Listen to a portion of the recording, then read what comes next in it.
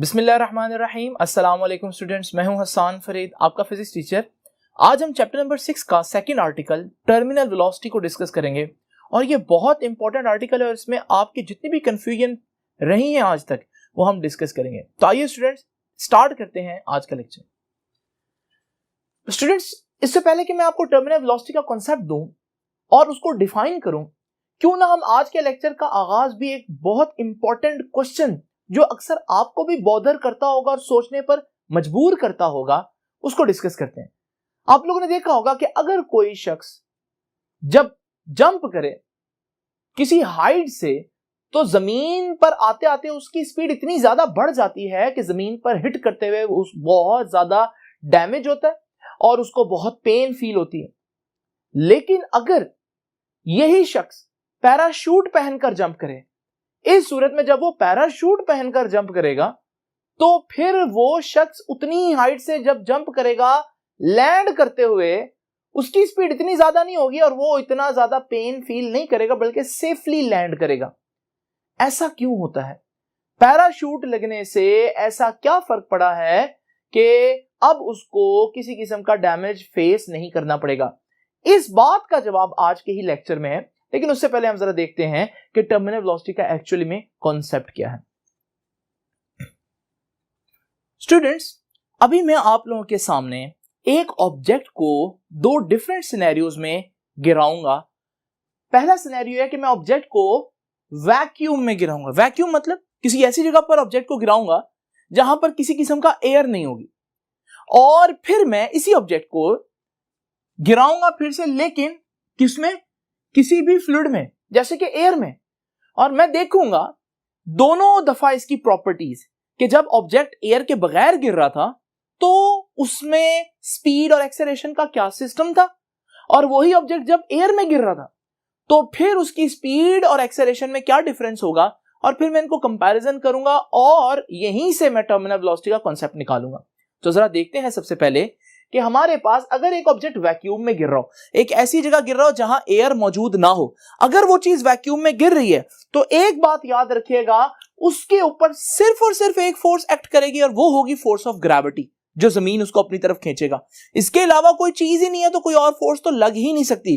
तो याद रखिएगा, जब भी कोई ऑब्जेक्ट वैक्यूम में गिरेगा तो उस पर सिर्फ कौन सी फोर्स होगी? उस पर फोर्स ऑफ ग्रेविटी होगी। फोर्स ऑफ ग्रेविटी किस पर डिपेंड करती है? याद रखिएगा, फोर्स ऑफ ग्रेविटी डिपेंड करती है मैस पे, क्योंकि जमीन आपको अपनी तरफ कितनी फोर्स से खींचेगी डिपेंड करता है आपका मैस कितना है। अब आपको मालूम है ये ऑब्जेक्ट मैंने पहले स्टार्टिंग पॉइंट पे बनाया, फिर 1 सेकंड के बाद बनाया, 2 सेकंड के बाद बनाया, 3 सेकंड के बाद, 4 सेकंड के बाद, मैंने इसकी डिफरेंट पिक्चर्स आप लोगों के सामने बनाई है। अब जब इस ऑब्जेक्ट ने मूव करना शुरू किया, आपको मालूम है ये बिल्कुल स्टार्ट में था, इस वक्त इस ऑब्जेक्ट को जमीन अपनी तरफ एक फोर्स से खींचेगी और वो फोर्स ऑफ ग्रेविटी होगी। मैं उस फोर्स ऑफ ग्रेविटी को जस्ट सपोज करें, कह देता हूं 10 न्यूटन। अब इमेजिन करें जब ये गिरना शुरू होगा, इस वक्त तो इसकी स्पीड 0 होगी ना, क्योंकि अभी तो ये मूव नहीं कर रहा। तो अगर आपसे पूछे कि इस वक्त इसकी स्पीड कितनी है, तो मैंने इसको पकड़ा हुआ, इसकी स्पीड नहीं है, यानी कि 0 मीटर्स पर सेकंड है इसकी स्पीड। नाउ जस्ट इमेजिन करें स्टूडेंट्स, जब ये मूव करेगा, क्योंकि फोर्स की वजह से नीचे आएगा, एक बात याद रखने वाली है, वो ये है कि फोर्स ऑफ ग्रेविटी मैस पर डिपेंड कर रही है और ऑब्जेक्ट का मैस तो चेंज कर नहीं रहा मैं।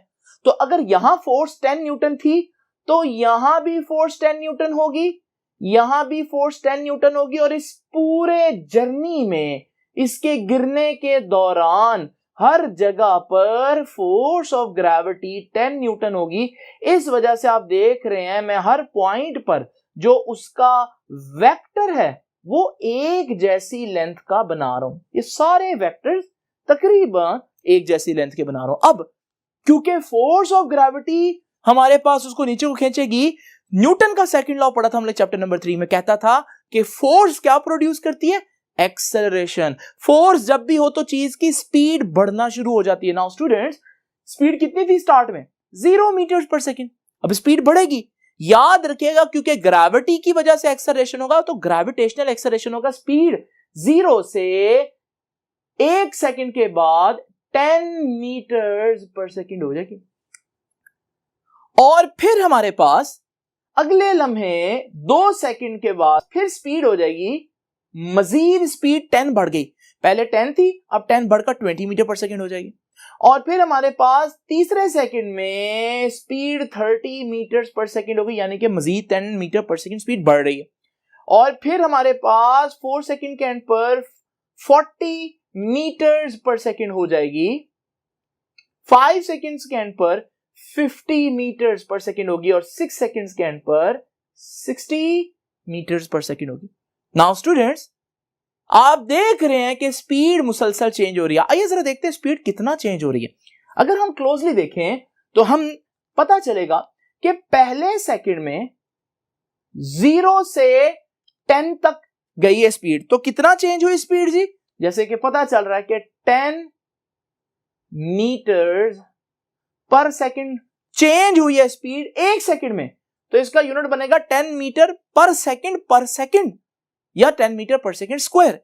ये हमारे पास चेंज इन स्पीड आ गई। आपको मालूम है चेंज इन स्पीड कुछ याद आता है? चैप्टर नंबर 3 में हम लोगों ने क्या पढ़ा था? चेंज स्पीड में चेंज जो है वो एक्सेलरेशन कहलाता है। तो ये हमारा एक्सेलरेशन हुआ बेसिकली। तो मैं इसको लिख देता हूं कि ये एक्सेलरेशन, और कितना एक्सेलरेशन आया? 0 से 10 कितना चेंज आ रहा है? 0 से 10 का चेंज आ रहा है। तो देखा आप लोगों ने, ये है एक्सेलरेशन। अच्छा, अगले लम्हे देखते हैं जी। 10 से 20, तो 10 से 20 कितना चेंज बनता है? ये भी तो 10 का ही चेंज बनता है। इसका मतलब एक्सेलरेशन कितना हुआ स्टूडेंट्स? अगेन 10 मीटर्स पर सेकेंड स्क्वायर। फिर अगर आप देखेंगे 20 से 30, 30 से 40, 40 से 50, 50 से 60, हर पॉइंट पर आप देखेंगे कि एक्सेलरेशन यानी कि आपकी स्पीड जो चेंज हो रही है वो 10 मीटर पर सेकेंड स्क्वायर के हिसाब से हो रही है। अगर आप इस पूरे सिनेरियो को कंक्लूड करें तो आप कह सकते हैं कि हमने यह सीखा कि when an object is falling through vacuum, आगे मैं यहां लिख देता हूं, तो क्या होगा? It has a constant acceleration. याद रखिएगा, उसके पास एक कांस्टेंट एक्सेलरेशन होगा कितना? Equal to g gravitational acceleration, और वो कितना होता है? 10 मीटर पर सेकेंड स्क्वायर। आप देख रहे हैं ना, 10 मीटर पर सेकेंड स्क्वायर की जो हमारे पास स्पीड है, एक्सेलरेशन है, वो हर वक्त बॉडी में मौजूद है। नाउ स्टूडेंट्स, अब एक और बात जो देखने वाली है वो ये है कि अगर मैं इस सारे सिस्टम में एक ग्राफ बनाऊं स्पीड या वेलोसिटी और टाइम के गिर्द, तो आप देखेंगे कि वेलोसिटी और टाइम के गिर्द ग्राफ बड़ी आसानी से ड्रॉ किया जा सकता है। ये देखिए हमारे पास, अगर मैं देखूं टाइम, ये 0 था, 1 2 3 4, यहां स्पीड देखें जी 10 20 30 40। अब जरा देखें 0 सेकंड में स्पीड भी 0 थी। अच्छा, 1 सेकंड में स्पीड कितनी है? 10 है, तो 1 सेकंड में स्पीड 10 हो गई, ये पॉइंट बना।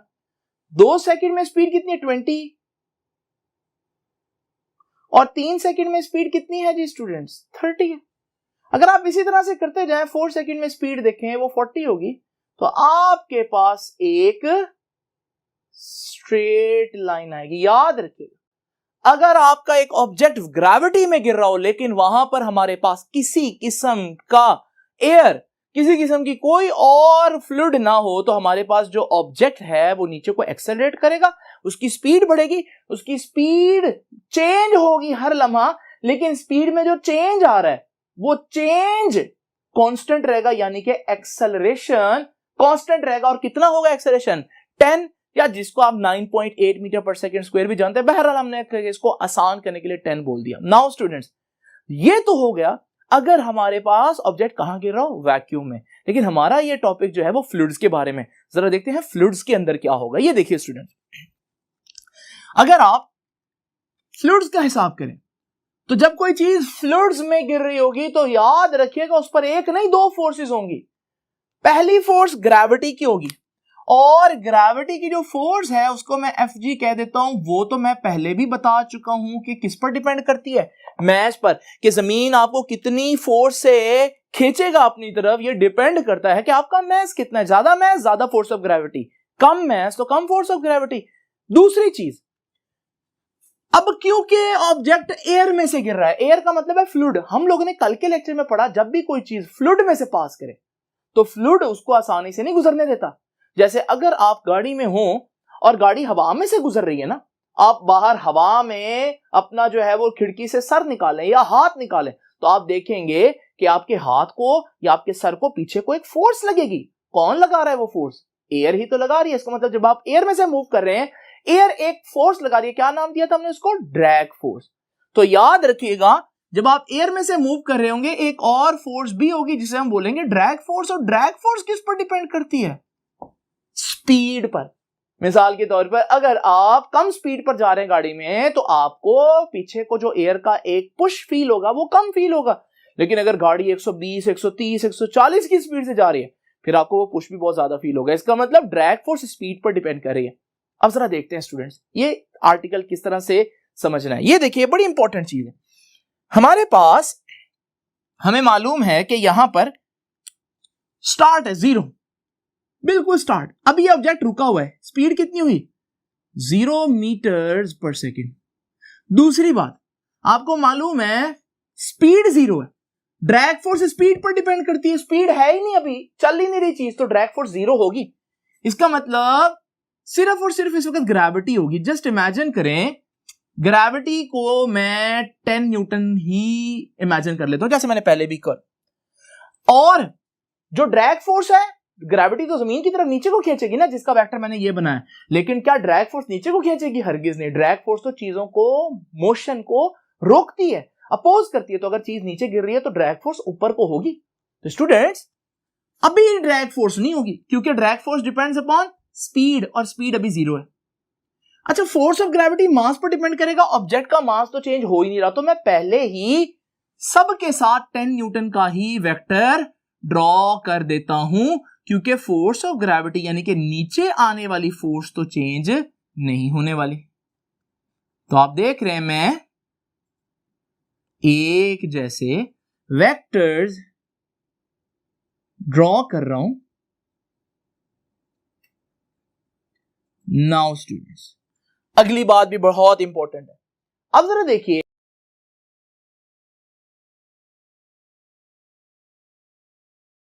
नहीं है, सिर्फ नीचे वाली फोर्स है। 10 न्यूटन की फोर्स पहले भी थी और 10 न्यूटन की फोर्स ने स्पीड 0 से कितना कर दी थी? 10, यानी कि 10 का एक्सेलरेशन था।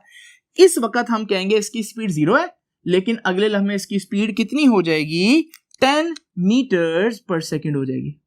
और अगर हमसे पूछा जाए कि भाई कितने का एक्सेलरेशन आया, कितना चेंज आया, तो हम कहेंगे एक्सेलरेशन आया 0 से 10 मीटर्स पर सेकेंड स्क्वायर का। वही एक्सेलरेशन जो ये था, यानी कि अभी मैं कह सकता हूं अभी एक्सेलरेशन कितना है? जितना जी होता है 9.8 या 10। अब जरा स्टूडेंट्स अगली बात जरा देखनी है। इस वक्त 1 सेकेंड के बाद इसके पास कुछ स्पीड है। स्पीड का मतलब है कि इसके पास ड्रैग फोर्स होगी और ड्रैग फोर्स कहां को रोकती है? हमेशा मोशन के ऑपोजिट होती है। तो इसका मतलब ड्रैग फोर्स का जो वेक्टर है वो मैं ऊपर बनाऊंगा। देख रहे स्टूडेंट्स, ये है ड्रैग फोर्स का वेक्टर। लेकिन आपको मालूम है ड्रैग फोर्स अभी बहुत कम होगी क्योंकि अभी चीज ने बस थोड़ी सी स्पीड पकड़ी है। और ये जो ऊपर को फोर्स है ना, इस फोर्स को मैं कह देता हूं कि ये है, सपोज करें 2 न्यूटन।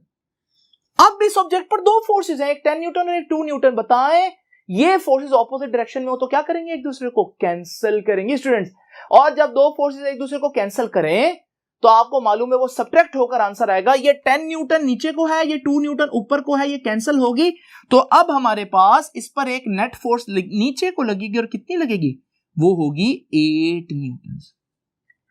क्योंकि हमारे पास 10 न्यूटन नीचे को थी लेकिन 2 न्यूटन ऊपर अली ने फोर्स ने कैंसिल कर दिया, तो अब नीचे को सिर्फ 8 न्यूटन की फोर्स होगी। अब आपको याद है यहां पर 10 से स्पीड कितनी हुई थी? 20। 10 का एक्सेलरेशन था। क्यों बोला? क्योंकि 10 न्यूटन फोर्स थी, लेकिन यहां पर अब फोर्स होगी 8 न्यूटन, तो वो 10 की स्पीड नहीं बढ़ा पाएगी आगे।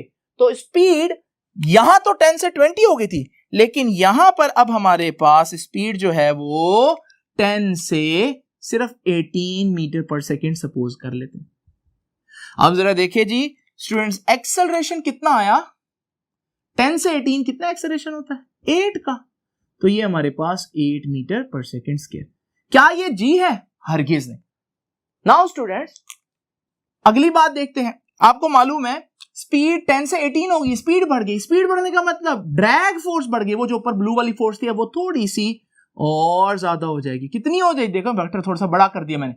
अब सपोज करें 4 न्यूटन हो गई। अब 10 न्यूटन की फोर्स नीचे लग रही है, लेकिन हवा फोर्स 4 न्यूटन से ऊपर को भी खींच रही है, तो बॉडी नीचे आएगी, लेकिन अभी उस पर फोर्स कितनी लगेगी? 10 माइनस 4 कैंसिल करेंगे तो कितनी बची? 6 न्यूटन की फोर्स डाउनवर्ड। तो इस पर 6 न्यूटन की फोर्स अब लग रही है डाउनवर्ड। नाउ स्टूडेंट्स, अब हमारे पास जो स्पीड है वो 18 से बढ़कर 24 मीटर्स पर सेकेंड हो जाएगी। और फिर इसी तरह से हम एक्सेलरेशन देखेंगे, तो एक्सेलरेशन तो चेंज इन स्पीड होता है। 18 से 24 कितना चेंज आया? 6 का। 6 मीटर पर सेकेंड के। नाउ स्टूडेंट्स, अब जरा देखें, हम देख रहे हैं कि स्पीड और बढ़ चुकी है। स्पीड कितनी हो चुकी है? 24 हो चुकी है। स्पीड ज्यादा मतलब ड्रैग फोर्स ज्यादा। तो ड्रैग फोर्स पहले 4 न्यूटन थी, तो अब ड्रैग फोर्स और ज्यादा होगी, तो हमारे पास ड्रैग फोर्स हो जाएगी 6 न्यूटन। और नीचे को अब कितनी फोर्स रिजल्टेंट बचेगा? 10 नीचे को आ रही है, 6 ऊपर को जा रही है, तो हमारे पास 4 का रिजल्टेंट बाकी नीचे को बचेगा। तो रिजल्टेंट फोर्स मैं आपके सामने शो कर देता हूं, और वो कितनी है? सिर्फ 4 न्यूटन। नाउ स्टूडेंट्स, फोर्स और कम होगी तो एक्सेलरेशन और कम हो जाएगा। इसकी स्पीड जो है वो बढ़कर 24 से 28 मीटर पर सेकेंड हो जाएगी। जरा देते हैं कितना एक्सेलरेशन आया हमारे पास। 24 से 28, 24 से 28 कितना? 4 मीटर पर सेकेंड की स्पीड बढ़ी है। और फिर स्टूडेंट्स इसी तरह से स्पीड 24 से 28, स्पीड और ज्यादा। स्पीड ज्यादा मतलब ड्रैग फोर्स ज्यादा, और जब ड्रैग फोर्स ज्यादा होगा तो ऊपर का ये ब्लू वेक्टर जो है वो और ज्यादा हो जाएगा, और ये ब्लू वेक्टर हो गया लाइक 8 न्यूटन। अब आपके पास रिजल्टेंट फोर्स कितनी हुई? 10 माइनस 8 सिर्फ 2 न्यूटन की फोर्स हुई। और हमारे पास बहुत कम फोर्स, तो स्पीड में भी बहुत कम चेंज आएगा। तो अब स्पीड में 28 से स्पीड बढ़कर 30 मीटर्स पर सेकेंड हो गई। और ये हमारे पास कितना एक्सेलरेशन आया स्टूडेंट्स? 2 मीटर्स पर सेकेंड का। नाउ स्टूडेंट्स, स्पीड और बढ़ गई। स्पीड बढ़ने का मतलब ड्रैग फोर्स का बढ़ना, और जब ड्रैग फोर्स बढ़ी, अब 8 न्यूटन तो हो चुकी थी, पहले 0 थी, फिर 2 न्यूटन, 4, 6, ये ब्लू में ड्रैग फोर्स है। अब ड्रैग फोर्स 8 न्यूटन से बढ़कर कितनी हो जाएगी? 10 न्यूटन हो जाएगी। अब स्टूडेंट्स सबसे मजे की बात है, और वो ये है कि ये नीचे 10 न्यूटन की फोर्स है जो कि वेट है, ग्रेविटी की फोर्स है, ऊपर 10 न्यूटन की फोर्स है जो कि ड्रैग फोर्स है। और आपने देखा दोनों बराबर होगी। जब दो फोर्सेस बराबर हो और ऑपोजिट डायरेक्शन में हो, क्या कर देती हैं? एक दूसरे को कैंसिल कर देती हैं। और जब दो फोर्सेस एक दूसरे को कैंसिल करें तो हमें मालूम है रिजल्टेंट फोर्स 0। जब फोर्स नहीं होगी तो एक्सेलरेशन नहीं होगा, यानी कि ये जो स्पीड 30 थी, ये स्पीड अब अगले लम्हे भी 30 ही रहेगी, यानी कि स्पीड में चेंज नहीं आया। और जब स्पीड में चेंज ना आए तो स्टूडेंट्स हम कहते हैं बॉडी में कितना एक्सेलरेशन है?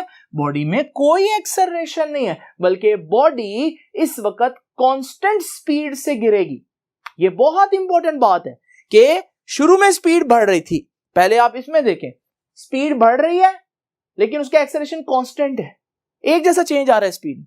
लेकिन यहां पर हम लोगों ने देखा कि स्पीड बढ़ तो रही है, 0 से 10 हुई, 10 का इजाफा हुआ, लेकिन फिर 10 से 20 नहीं हुई, 10 से 18 हुई, सिर्फ 8 का इजाफा हुआ, फिर 18 से 24 हुई, सिर्फ 6 का इजाफा। स्पीड बढ़ रही है, लेकिन जिस रेट पर बढ़ रही है वो रेट यानी कि एक्सेलरेशन क्या होता जा रहा है? कम होता जा रहा है। और एक वक्त ऐसा आया कि हमारे पास दोनों फोर्सेस ने एक दूसरे को क्या कर दिया?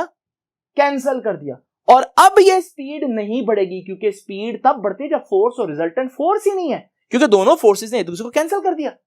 इस वक्त हम कहेंगे कि ये जो स्पीड इसने अचीव कर ली है, अब इससे ज्यादा स्पीड नहीं होगी, ये मैक्सिमम स्पीड है, और उसके बाद ये स्पीड चेंज नहीं होगी, तो मैं कह सकता हूं ये मैक्सिमम स्पीड भी है और ये कांस्टेंट भी रहेगी। इस स्पीड को हम कहते हैं टर्मिनल वेलोसिटी। यानी अगर ये ऑब्जेक्ट घंटा भी गिरता रहे, स्पीड इसकी 30 रहेगी। यही वजह है कि पैराशूट पहनकर जब बंदा जंप करता है तो उसको क्यों नहीं इतना जो है वो पेन होती, क्योंकि जब वो पैराशूट पहनकर जंप कर रहा है, पैराशूट इतना बड़ा है कि हवा उस पर ऊपर को बहुत फोर्स लगाती है, और जब वो जंप करता है तो एक वक्त आता है कि उसकी एक वेलोसिटी बढ़ना बंद हो जाती है, वेलोसिटी में इंक्रीज खत्म हो जाता है और उसकी वेलोसिटी कांस्टेंट हो जाती है। उस वक्त वो पूरी की पूरी चीज एक ही स्पीड से नीचे आती रहेगी, चाहे वो घंटा ही क्यों ना चलती रहे, 2 घंटा क्यों ना चलती रही, उसकी स्पीड 30 रहेगी। और जब वो जमीन को हिट करेगा वो इसी स्पीड से हिट करेगा, इस वजह से उसको कोई फर्क नहीं पड़ेगा। एक आखिरी बात, आपको याद है ग्राफ इसका, अगर मैं इसका ग्राफ बनाऊं तो ये बड़ा इंपॉर्टेंट है, वेलोसिटी टाइम ग्राफ। कब वेलोसिटी टाइम ग्राफ? जब बॉडी कहां गिर रही है, फ्लूइड में, एयर में। तो आपने देखा है कि इस तरह का ग्राफ तो नहीं बन सकता अब, क्योंकि ये ग्राफ तो तब बनता है जब स्पीड 10 से 20 हो, 20 से 30 हो, 30 से 40 हो। अब मैं इसको सिंपल अल्फाज में आपको बता देता हूं कि ग्राफ कुछ ऐसा होगा, और ये ग्राफ बता रहा है कि स्पीड बढ़ रही है, फिर स्पीड मजीद बढ़ी लेकिन उस रेट पर नहीं बढ़ी, फिर स्पीड मजीद बढ़ी है लेकिन उस रेट पर नहीं बढ़ी, और करते करते ये पॉइंट बता रहा है कि इस पॉइंट पर इसकी स्पीड जो है वो मैक्सिमम वैल्यू पर पहुंच गई, उसके बाद स्पीड मजीद ऊपर नहीं गई, बल्कि स्पीड क्या होगी, कांस्टेंट हो गई। ये जो वेलोसिटी है इसे हम बोलते हैं कि ये terminal velocity. Students, I hope कि आप लोगों को ये चीज समझ में आएगी, क्योंकि आपको इसको इमेजिन करना बड़ा जरूरी है, फिर जाकर आप टर्मिनल वेलोसिटी को समझ सकते हैं। और आपने देखा कि यहां से थोड़ा सा आपको वेलोसिटी और एक्सेलरेशन में भी फर्क समझ में आया कि वेलोसिटी का बढ़ना जरूरी नहीं कि एक्सेलरेशन का बढ़ना है। देखें, वेलोसिटी बढ़ रही है लेकिन एक्सेलरेशन कम हो रहा है। तो ये हमारे पास बहुत इंपॉर्टेंट चीज है। अब ये टर्मिनल वेलोसिटी को डिराइव कैसे करना है, आइए जरा देखते हैं। स्टूडेंट्स, जरा जल्दी से हम टर्मिनल वेलोसिटी की डेफिनेशन को लिखते हैं और फिर उसको डेरिवेशन में लेकर आते हैं। लो भी स्टूडेंट्स, टर्मिनल वेलोसिटी क्या है कि maximum constant speed attend, attain का मतलब हासिल कर लेना, अटेन्ड बाय एन ऑब्जेक्ट, कोई भी ऑब्जेक्ट हो सकता है, an object falling through a fluid. जब भी कोई ऑब्जेक्ट, फ्लूइड के आगे ब्रैकेट में एयर लिख देता हूं, जैसे एयर फॉर एग्जांपल, तो हमारे पास जब भी कोई ऑब्जेक्ट फ्लूइड में से पास कर रहा हो तो उसकी स्पीड हमेशा नहीं बढ़ती रहती जैसे ग्रेविटी में बढ़ती रहती है, बल्कि उसकी स्पीड बढ़ते बढ़ते एक वैल्यू पर आकर फिक्स हो जाती है, और उसे हम बोलते हैं टर्मिनल वेलोसिटी। नाउ स्टूडेंट्स, जो टर्मिनल वेलोसिटी है उसके बारे में 2 वर्ड्स आप लोगों ने देख लिए कि एक तो मैक्सिमम का वर्ड है और दूसरा कांस्टेंट स्पीड का। दूसरी चीज जो आप लोगों को पता होनी चाहिए वो है टर्मिनल वेलोसिटी की कंडीशंस। कब आई है टर्मिनल वेलोसिटी? क्या शुरू में टर्मिनल वेलोसिटी आ गई थी? नहीं, टर्मिनल वेलोसिटी आई थी यहां पर। ऐसा क्या हुआ था यहां पर? ऐसा यह हुआ था कि जितनी फोर्स नीचे को है यानी कि वेट, उतनी ही फोर्स ऊपर को लग रही थी यानी कि ड्रैग फोर्स, तो टोटल फोर्सेस का रिजल्टेंट कितना हो गया? 0। तो ये है कंडीशन कि कब आएगी टर्मिनल वेलोसिटी? जब हमारे पास ड्रैग फोर्स वेट के बराबर हो जाएगी। तो हमारे पास कंडीशन क्या है कि when drag force becomes equal, बराबर हो जाती है किसके? becomes equal to weight. When drag force becomes equal to weight, यानी कि मैं यूं कह सकता हूं drag force is equals to weight. Now students, यही सबसे इंपॉर्टेंट बात है डेरिवेशन को समझने के लिए। एक बात मुझे याद आ रही है कि बच्चे टर्मिनल वेलोसिटी के बारे में बहुत मिसकंसेप्शन रखते हैं और कंफ्यूज होते हैं। जरा ध्यान में बात रखनी है। मैं पूछता हूं कि भाई जब ड्रैग फोर्स और वेट बराबर हो जाएंगे तो ऑब्जेक्ट क्या करेगा? और बच्चे समझते हैं कि भाई दो फोर्सेस एक दूसरे को कैंसिल कर रही हैं, और जब फोर्सेस एक दूसरे को कैंसिल करें तो ऑब्जेक्ट वहीं का वहीं रुका रहेगा। नहीं, जब चीज चल रही हो और उस वक्त उस पर फोर्सेस बराबर हो जाएं तो फिर वो चीज स्पीड कांस्टेंट रखकर चलती रहेगी। यानी कि हम कहते हैं, समझते हैं यूजुअली कि ड्रैग फोर्स और वेट बराबर हो जाएंगे तो ऑब्जेक्ट रुक जाएगा। नहीं, ऑब्जेक्ट रुकेगा नहीं, ऑब्जेक्ट स्पीड बढ़ाना बंद कर देगा, यानी कि आएगा अभी भी नीचे लेकिन उसकी स्पीड क्या होगी, कांस्टेंट, जैसे कि पैराशूट। तो हमारे पास ये बड़ी इंपॉर्टेंट बात है डिस्कस करने को। नाउ स्टूडेंट्स डिस्कस करते हैं जी मैथमेटिकल डेरिवेशन।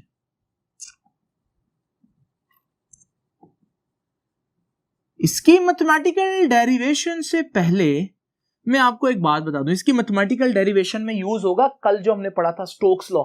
और स्टोक्स लॉ मैंने आपको बताया था उसकी कुछ लिमिटेशन थी। स्टोक्स लॉ सिर्फ किन चीजों पर अप्लाई किया जा सकता है, सिर्फ उन चीजों पर जो बिल्कुल स्फेरिकल हो। तो मुझे भी यहां पर क्या लेना पड़ेगा, एक स्फेरिकल ऑब्जेक्ट। इसलिए मैं कहता हूं कि कंसीडर, ये बुक से आपने पैराग्राफ लिखना है, उस पैराग्राफ में लिखा होगा कि कंसीडर अ वाटर ड्रॉपलेट या रेन ड्रॉप, और फिर वो सारी बात लिखी होगी कि रेन ड्रॉप है और वो आ रहा है नीचे और स्पीड बढ़ा रहा है, लेकिन स्पीड आहिस्ता आहिस्ता कांस्टेंट हो जाएगी। वो जो सारी चीजें मैंने आप लोगों के सामने एक्सप्लेन की वो आप लोगों ने बुक के पैराग्राफ से लिखनी है, वो आपको बहुत आसान लगेगी। मैं अब आता हूं डायरेक्ट डेरिवेशन के ऊपर। नाउ स्टूडेंट्स, जैसे कि मैं पहले ही डिस्कस कर चुका हूं कि ड्रैग फोर्स और वेट बराबर होंगी तो टर्मिनल वेलोसिटी आएगी। तो मैं लिख देता हूं कि drag force is equal to weight. किसी चीज का वेट क्या होता है स्टूडेंट्स, mg। आप लोगों ने फॉर्मूला पढ़ा 9th में भी। और ड्रैग फोर्स का फॉर्मूला कल बताया मैंने आपको, 6 पाई ईटा आर वी। लेकिन स्टूडेंट्स ये v जो है ये स्पीड है ना, जब ये ड्रैग फोर्स और वेट बराबर हो जाएंगे, ये स्पीड या ये वेलोसिटी तो टर्मिनल वेलोसिटी होगी। और टर्मिनल वेलोसिटी होने की वजह से मैं इसके साथ छोटा सा t लिखूंगा। अब मुझे आज क्या फाइंड आउट करना है, टर्मिनल वेलोसिटी ही फाइंड आउट करनी है। तो मैं vt फाइंड आउट करूंगा और वो किसके बराबर आएगा, mg, और ये 6 पाई ईटा आर उधर जाकर ये सारी चीज मल्टीप्लाई हो रही है, उधर जाकर mg से डिवाइड होगी, 6 pi eta are. Now students ये बहुत इंपॉर्टेंट इक्वेशन है, ऐसे मैं इक्वेशन नंबर 1 कह देता हूं। टर्मिनल वेलोसिटी यहां पर आ चुकी है, लेकिन अब जरा आगे मजीद देखिएगा। ये देखिए स्टूडेंट्स, मैं मैस निकालता हूं। आपको मालूम है डेंसिटी को हम रो से सिंबल देते हैं। डेंसिटी किसके बराबर होती है, मैस ओवर वॉल्यूम। ये सिंबल याद रखिएगा, रो कहते हैं। तो डेंसिटी मैस ओवर वॉल्यूम होता है। तो यहां से मैस किसके बराबर आया, मैस को इधर रखता हूं तो वॉल्यूम इधर डिवाइड हो रहा है, जाकर डेंसिटी से मल्टीप्लाई हो जाएगा। तो मैस आया डेंसिटी इंटू वॉल्यूम। किसका वॉल्यूम, वो जो चीज गिर रही है उसका वॉल्यूम। कौन गिर रहा है, रेन ड्रॉप। और रेन ड्रॉप कैसा होता है, स्फेरिकल, बिल्कुल गोल, जैसे फुटबॉल हमने इमेजिन ये किया हुआ। अब वॉल्यूम जो है वो स्फेयर का लेंगे फिर हम, और स्फेयर का वॉल्यूम याद रखिएगा हमें मालूम है, स्फेयर का वॉल्यूम होता है 4/3 पाई आर क्यूब। ये क्या है, स्फेयर का वॉल्यूम है। तो मैं वॉल्यूम की जगह पुट करूंगा 4/3 पाई आर क्यूब, तो मैस बराबर आ जाएगा, डेंसिटी को फिलहाल मैं नहीं लिखता, पहले मैं वॉल्यूम ले देता हूं। तो वॉल्यूम किसके बराबर है, 4/3 पाई आर क्यूब। ये वॉल्यूम आ गया, साथ क्या आ जाएगा, डेंसिटी। लो भाई स्टूडेंट्स, ये आ गया मेरे पास मैस। मैं इस मैस की वैल्यू को यहां से इक्वेशन नंबर 1 में पुट करूंगा। तो मैं लिखूंगा पुट या substituting the value of mass in equation number 1। तो मेरे पास टर्मिनल वेलोसिटी क्या आएगी, जरा यहां देखते हैं स्टूडेंट्स। तो ये देखिए जी, terminal velocity vt is equal to mass है और साथ क्या है, g 6 pi eta r. Mass को क्योंकि मैंने वैल्यू पुट कर दी, मैस को मैंने जरा अलग करके लिख दिया। नाउ स्टूडेंट्स मैस कितना है, ये देखिए हमारे पास मैस है 4/3। तो ये मैस की जगह पुट करूंगा 4/3 पाई आर क्यूब रो। ये देखिए, ये मैस की जगह मैंने ये सारी चीज जो निकाली थी मैंने पुट कर दी। और बाकी चीज क्या रह जाएगी साथ, g6 पाई ईटा r। नाउ स्टूडेंट्स आप देखेंगे कि पाई पाई से कैंसिल हो जाएगा, एक r से कैंसिल हो जाएगा, 3 r थे इधर, एक कैंसिल हुआ तो बाकी 2 तो रह जाएंगे, यानी कि r का स्क्वायर रह जाएगा। नाउ स्टूडेंट दूसरी बात, 2 2s 4 एंड 2 3s 6। जरा इसको सॉल्व करते हैं तो हमारे पास टर्मिनल वेलोसिटी का फॉर्मूला क्या आया, ऊपर रह गया 2, ऊपर रह गया रो g और ये r स्क्वायर भी, डिनोमिनेटर में क्या रह गया 3 और ये 3 और 3 3 9, साथ ईटा, बस यही हमारे पास 9 ईटा रह गया। ये हमारे पास टर्मिनल वेलोसिटी का फार्मूला है। और स्टूडेंट्स इन दोनों फार्मूलों को, इक्वेशन नंबर 1 और इक्वेशन नंबर 2, दोनों को बड़े ही ध्यान से देख ले, दोनों टर्मिनल वेलोसिटी के फार्मूले। लेकिन इसमें एक ऐसी चीज है जो बच्चों को बहुत ज्यादा कंफ्यूज करती है। आगे बाद ये फाइनल आंसर है, लेकिन अब मैं आप लोगों को बताता हूं वो चीज जो बच्चे बहुत ज्यादा कंफ्यूज होते हैं जिस बात पर। इन दोनों फार्मूलों को जल्दी से आप लोग लिख लें क्योंकि इन्हीं से मुतालिक वो बात है। स्टूडेंट्स अब जरा देखते हैं वो कंफ्यूजन क्या है। ये देखिए हमारे पास 2 फार्मूले टर्मिनल वेलोसिटी के आप लोगों ने देखे। पहला फार्मूला जो टर्मिनल वेलोसिटी का है वो भी कह रहा है कि g के डायरेक्टली प्रोपोर्शनल है, ये भी ऊपर है ये भी ऊपर है, और यहां पर भी टर्मिनल वेलोसिटी g के डायरेक्टली प्रोपोर्शनल है क्योंकि g की वैल्यू भी ऊपर है और टर्मिनल वेलोसिटी भी ऊपर है, यानी कि कोई कंफ्यूजन नहीं है। अगर आप टर्मिनल वेलोसिटी का विस्कोसिटी के साथ रिलेशन देखें तो ऊपर नीचे आ रहे हैं, यानी कि टर्मिनल वेलोसिटी g के डायरेक्टली प्रोपोर्शनल है, जिस मर्जी फार्मूले से देख लें। टर्मिनल वेलोसिटी विस्कोसिटी के इनवर्सली प्रोपोर्शनल है, इधर भी और इधर भी, तो इसका मतलब इसमें भी कोई मसला नहीं है, आप जिस मर्जी को देख लें। बट जो कंफ्यूज करने वाली बात है वो जरा देख, रेडियस यानी कि वो जो ऑब्जेक्ट गिर रहा है उसका साइज, उसका रेडियस यहां नीचे आ रहा है, यानी कि ये फॉर्मूला कहता है कि टर्मिनल वेलोसिटी जो है वो रेडियस के यानी कि उस ऑब्जेक्ट के साइज के इनवर्सली प्रोपोर्शनल है। बड़ा ऑब्जेक्ट तो कम टर्मिनल वेलोसिटी, छोटा ऑब्जेक्ट तो ज्यादा टर्मिनल वेलोसिटी। और अगर मैं यहां रेडियस देखूं तो रेडियस यहां पर ऊपर आ रहा है, यानी कि ये कह रहा है कि टर्मिनल वेलोसिटी रेडियस के स्क्वायर के डायरेक्टली प्रोपोर्शनल है। क्या ये बात एक जैसी है? हरगिज नहीं, ये तो बिल्कुल ऑपोजिट, कंट्राडिक्टरी रिजल्ट है, एक दूसरे से बिल्कुल ऑपोजिट जा रहे हैं। इनको कैसे जस्टिफाई करें? स्टूडेंट्स ये बात अब बड़ी इंपॉर्टेंट है जो मैं आपको बताने जा रहा हूं। जब हम कहते हैं ना कि इस फार्मूले के अंदर टर्मिनल वेलोसिटी रेडियस के इनवर्सली प्रोपोर्शनल है, सिर्फ इतना कहना गलत है। हमें यह कहना चाहिए कि टर्मिनल वेलोसिटी रेडियस के इनवर्सली प्रोपोर्शनल है अगर बाकी सारी चीजें कांस्टेंट रहे तो। यह असल पूरा सेंटेंस है। बिल्कुल ऐसे यहां पर कि टर्मिनल वेलोसिटी रेडियस के स्क्वायर के डायरेक्टली प्रोपोर्शनल है अगर बाकी सारी चीजें कांस्टेंट रहे। यानी कि यह बात तब ट्रू है जब बाकी सारी चीजें कांस्टेंट रहे, जिनमें कौन आ रहा है? मैस। इसका मतलब यह बात आप कब कहेंगे? व्हेन मैस इज कांस्टेंट, जब मैस चेंज नहीं होगा। बड़ी इंपॉर्टेंट बात। और टर्मिनल वेलोसिटी रेडियस के डायरेक्टली प्रोपोर्शनल कब है? जब बाकी चीजें कांस्टेंट हो, बाकी में कौन आ रहा है? ये डेंसिटी आ रही है। यानी कि ये फॉर्मूला या ये रिलेशन कब ट्रू है? When density is constant. Students, अब आपकी आसानी के लिए मैंने नीचे 2 MCQs लिखे, उनको जरा देखते हैं कि क्या लॉजिक लगेगी। तो पहले MCQ में स्टूडेंट वो क्या कह रहा है कि अ बॉल ऑफ प्लास्टिक, एक प्लास्टिक की बॉल है, and a ball of iron, एक आयरन की बॉल है, लेकिन दोनों का मैस सेम है। हमें मालूम है प्लास्टिक तो काफी हल्का होता है जबकि आयरन जो है वो भारी होता है, लेकिन वो कह रहे हैं दोनों बॉल्स का मास सेम है। वो एक ही सूरत में हो सकता है, अगर एक बॉल जो आयरन की है मैं इतनी बड़ी लूं, जबकि प्लास्टिक की जो बॉल है वो इतनी बड़ी लूं, क्योंकि प्लास्टिक वैसे भी हल्का होता है, तो प्लास्टिक की इतनी बड़ी बॉल होगी, फिर जाकर हमारे पास दोनों का मैस बराबर होगा। अब वो कहता है दोनों का मैस बराबर है, पानी में गिराया दोनों को, or dropped in water, which will have greater terminal velocity. किसकी टर्मिनल वेलोसिटी ज्यादा होगी? अब टर्मिनल वेलोसिटी के तो 2 फार्मूले हैं, ऊपर ये वाला यूज करूं या ये वाला यूज करूं। ये कहता है जिसका रेडियस ज्यादा उसकी टर्मिनल वेलोसिटी कम, ये कहता है जिसका रेडियस ज्यादा उसकी टर्मिनल वेलोसिटी ज्यादा।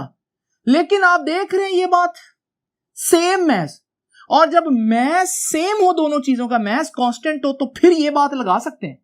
तो टर्मिनल वेलोसिटी रेडियस के इनवर्सली प्रोपोर्शनल वाली बात ट्रू है यहां पर, और यहां पर इसका रेडियस कम है, इसका रेडियस ज्यादा है, तो आयरन का रेडियस जो है वो कम होगा, आयरन की बॉल छोटी होगी तो रेडियस कम, और रेडियस कम तो टर्मिनल वेलोसिटी ज्यादा। तो किसकी टर्मिनल वेलोसिटी ज्यादा होगी स्टूडेंट्स? आयरन की। बिल्कुल मिलता जुलता क्वेश्चन, थोड़े से चेंजेस के साथ मैं आपको दोबारा करवाता हूं। कहता है फिर से दो बॉल्स हैं, टू बॉल्स ऑफ आयरन, लेकिन अब दोनों बॉल्स आयरन की हैं लेकिन डिफरेंट रेडियाई की हैं। यानी कि अगर एक ये बॉल है आयरन की और एक ये बॉल है, ये भी आयरन की है, स्टूडेंट्स क्या इन दोनों का मास सेम होगा? पता चल रहा है कि आयरन की छोटी बॉल कम मैस की और आयरन की बड़ी बॉल ज्यादा मैस की होगी। तो जब इसके बड़ा जो है ना हमारे पास मैस चेंज होगा, जब मैस चेंज हो तो ये फॉर्मूला नहीं लग सकता, लेकिन है तो दोनों आयरन ना, और आयरन के डेंसिटी तो कांस्टेंट होगी क्योंकि ये भी आयरन है ये भी आयरन है, तो डेंसिटी कांस्टेंट हो तो टर्मिनल वेलोसिटी किसका ज्यादा होता है? जिसका साइज ज्यादा हो, जिसका आर ज्यादा हो, और बड़े बॉल का रेडियस ज्यादा होगा। तो किसकी टर्मिनल वेलोसिटी वो कह रहा है ग्रेटर होगी, तो इसका आंसर होगा बिगर बॉल। तो आई होप कि आपको ये अच्छी तरह से समझ आ गई होगी चीज, क्योंकि ये कंफ्यूजन बच्चों